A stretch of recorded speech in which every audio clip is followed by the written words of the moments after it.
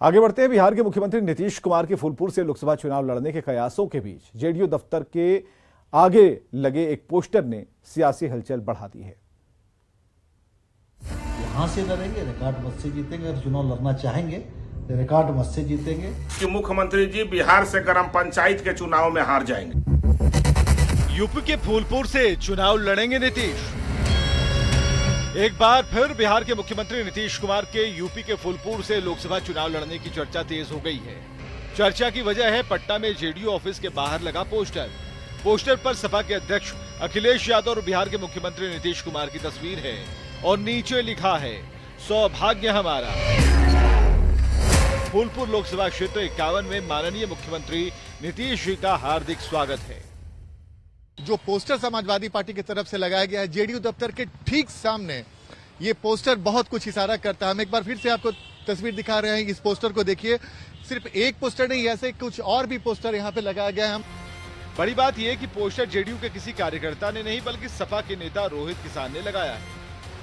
अगर नीतीश कुमार उत्तर प्रदेश के फूलपुर लोकसभा 51 से लड़ते हैं तो वहां से भारी अंतराल से उनकी विजय होगी। नीतीश के फूलपुर से चुनाव लड़ने की कयासबाजी के बीच एक बार फिर बिहार में सियासी बयानबाजी तेज हो गई है। जेडीयू सांसद संतोष कुशवाहा का कहना है कि नीतीश जी जहां से लड़ेंगे रिकॉर्ड मत से जीतेंगे। बहुत विषय नहीं है, जहां से लड़ेंगे रिकॉर्ड मत से जीतेंगे। अगर चुनाव लड़ना चाहेंगे तो रिकॉर्ड मत से जीतेंगे। अब इसमें कोई विषय ही नहीं है चर्चा का और बहस की का। मुझे नहीं लग रहा कोई विषय है। आरजेडी प्रवक्ता शक्ति यादव का कहना है कि अगर नीतीश कुमार फूलपुर से चुनाव लड़ते हैं तो उत्तर भारत में माहौल बनेगा। होगा अगर वो फूलपुर जाते हैं चुनाव लड़ने के लिए तो उत्तर भारत में एक और आस जगेगी और लोगों की एकता को बल भी मिलेगा। तब तो निर्णय आदरणीय नीतीश कुमार जी को लेना है। जबकि फूलपुर से नीतीश के चुनाव लड़ने की कयासबाजी पर बीजेपी नेताओं ने तंज कसा है। वो नेता जानते हैं कि मुख्यमंत्री जी बिहार से ग्राम पंचायत के चुनाव में हार जाएंगे। चूंकि पलटासन के वो हेडमास्टर हैं, बिहार की जनता उनको पहचान गई है। ये कोई पहला मौका नहीं जब नीतीश कुमार के फूलपुर से चुनाव लड़ने की चर्चा है। इसके पहले भी कई बार इस तरह की हवा उड़ चुकी है। इसकी वजह है फूलपुर में कुर्मी वोटर्स की संख्या और बिहार के साथ साथ यूपी की कुर्मी बहुत सीटों पर भी INDIA गठबंधन के पक्ष में माहौल बनना। न्यूज़ 18 के लिए पटना से आनंद अमृतराज। समझिए कि फूलपुर से नीतीश कुमार के चुनाव लड़ने की चर्चा क्यों है। भारत के पहले प्रधानमंत्री जवाहरलाल नेहरू ने लोकसभा में उत्तर प्रदेश के फूलपुर से वो सांसद रहे। उन्होंने साल 1952, 1957 और 1962 में लगातार 3 आम चुनाव में जीत दर्ज की थी। फिलहाल फूलपुर लोकसभा सीट पर करीब 20 लाख मतदाता हैं। नीतीश कुमार कुर्मी समुदाय से आते हैं और फूलपुर में सबसे ज्यादा संख्या कुर्मियों की है, यानी कि पटेल मतदाताओं की। अब तक 9 बार कुर्मी बिरादरी से आने वाले लोग सांसद चुने गए हैं। साल 1980 से 2004 तक फूलपुर सीट कुर्मी बिरादरी के नेताओं के ही कब्जे में रही है। 1980 में BD सिंह सांसद निर्वाचित हुए। इसके बाद राम पूजन पटेल लगातार 3 बार इस सीट से लोकसभा पहुंचे। 1996 में सपा के जंग बहादुर पटेल ने बसपा के काशीराम को हराया। 2019 में इस सीट से बीजेपी की केशरी देवी पटेल चुनाव जीतने में सफल रहीं। फूलपुर में मुस्लिम और यादव मतदाता भी ठीक ठाक हैं। ऐसे में नीतीश कुमार अगर फूलपुर से चुनाव लड़ते हैं तो कुर्मी के साथ ही यादव और मुस्लिम मतों के सहारे उनकी राह आसान हो सकती है। नीतीश के सहारे विपक्ष भी यूपी से बड़ा संदेश देने की कोशिश करेगा। और आपको यह बताएं कि यूपी में कुर्मी समाज की आबादी करीब 6% है। कुर्मी आबादी यूपी के 25 जिलों में प्रभावी है और करीब दर्जन भर लोकसभा सीटों पर मजबूत दखल रखती है। मिर्जापुर से सांसद अनुप्रिया पटेल की वजह से हाल के चुनाव में कुर्मी वोट बीजेपी और अपना दल को मिलता रहा है। पूर्वी उत्तर प्रदेश से बिहार की सीमा लगी हुई है और ऐसे में नीतीश अगर फूलपुर से चुनावी मैदान में उतरते हैं तो इससे यूपी और बिहार दोनों ही राज्यों में विपक्ष को लाभ मिल सकता है। आगे बढ़ते हैं। लोकसभा चुनाव होने में अभी वक्त है, लेकिन उससे पहले ही पटना में पोस्टर वार के जरिए सियासत तेज है। आरजेडी ने पोस्टर के बहाने जिस सियासत की शुरुआत की थी उस पर बीजेपी की ओर से पलटवार किया गया है। रिपोर्ट देखिए।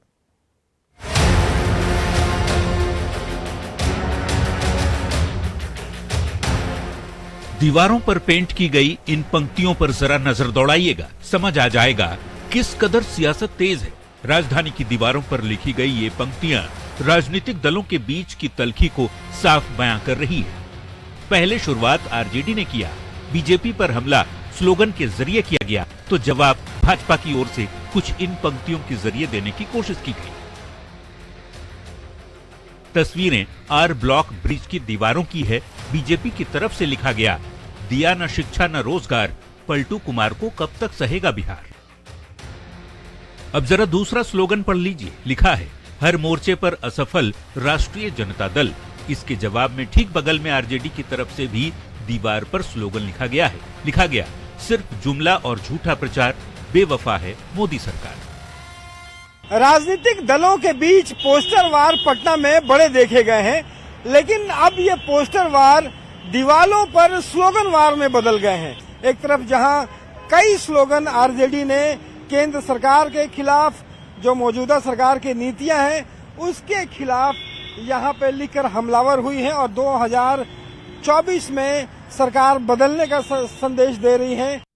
ऐसे ही कई स्लोगन राजधानी की दीवारों पर आप पढ़ सकते हैं। आरजेडी और बीजेपी के बीच स्लोगन वॉर को समझना इसलिए भी आसान है क्योंकि बेवफाई शब्द बीजेपी ने जेडीयू के लिए लिखा, क्योंकि नीतीश बिहार में महागठबंधन की सरकार आरजेडी के भरोसे चला रहे हैं। आरजेडी की ओर से भी बीजेपी को बेवफा इसलिए बताया गया क्योंकि 2015 में महागठबंधन की सरकार चुने जाने के बाद 2017 में बीजेपी ने नीतीश को अपने पाले में कर लिया और सरकार बना ली थी। अब सीधा सवाल, बिहार की दो सबसे बड़ी सियासी पार्टी एक दूसरे पर स्लोगन के जरिए खड़े कर रहे हैं। लोकसभा का चुनाव तकरीबन 7 महीने बाद होना है, पर उससे पहले ही पार्टियों की ओर से जारी स्लोगन ने सियासी घमासान को और भी बढ़ा दिया है। न्यूज 18 के लिए पटना से रवि एस नारायण की रिपोर्ट। तो पटना में पोस्टर वार के मायने को जरा समझिएगा। 2024 के लोकसभा चुनाव की तैयारी में सियासी दल जुट गए हैं। दोनों ही दलों से खेमेबाजी तेज हो गई है और बिहार में कुशवाहा, मांझी और चिराग के जरिए मोदी की टीम तैयार है। दूसरी तरफ विपक्ष ने राष्ट्रीय स्तर पर INDIA गठबंधन बनाया है। बयानों और पोस्टरों के जरिए दोनों गठबंधन एक दूसरे पर मानसिक बढ़त बनाने में जुटे हैं। इसलिए पटना में राजनीतिक दलों के बीच पोस्टर वॉर चल रहा है। राजनीतिक दलों की तरफ से स्लोगन के जरिए एक दूसरे पर हमला हो रहा है। हालांकि दीवारों पर पेंट करना, स्लोगन लिखना नियम के खिलाफ है और इसके लिए नगर निगम जुर्माना भी लगा सकता है। बावजूद इसके राजनीतिक दल स्लोगन के जरिए सियासत करने में जुटे हैं। आगे बढ़ते हैं। कुछ दिनों पहले मोतिहारी से गिरफ्तार हुए PFI के राज्य सचिव मोहम्मद रियाज ने NIA के सामने कई राज उगले। उसी के आधार पर NIA ने अनुसंधान शुरू कर दिया है।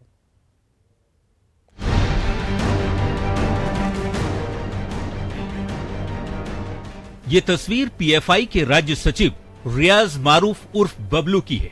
9 सितंबर को मोतिहारी पुलिस ने रियाज मारूफ को गिरफ्तार किया था। रियाज मारूफ से हुई पूछताछ में कई अहम जानकारियां सामने आई हैं, जिसके आधार पर NIA ने जांच तेज कर दी है। कई नाम, कई चेहरे जो है वो सामने आ सकते हैं, ऐसी मानना है इस NIA के लोगों का और NIA के जो अधिकारी है वो छानबीन कर रहे हैं।